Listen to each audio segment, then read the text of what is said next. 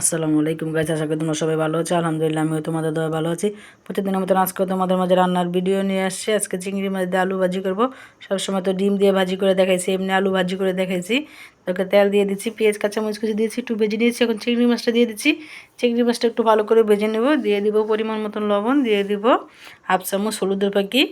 Gas আমি বলতে গাউসিয়া নিজের বাড়িতে আসছি, বাচ্চাদের স্কুল বন্ধ, এখানে অনেক দিন থাকবো। আর 2 দিনে তোমাদের রান্নার ভিডিও দিতে পারিনি, ইনশাল্লাহ রান্নার ভিডিও দিব। আমার হাত পায়ে গিরা গিরা প্রচুর ব্যথা করে। অনেক আপুরা পিঠার রেসিপি চেয়েছে, আমি পিঠার রেসিপি দিতে পারি নাই। ইনশাল্লাহ আমি সুস্থ হলে পিঠার রেসিপি দিব।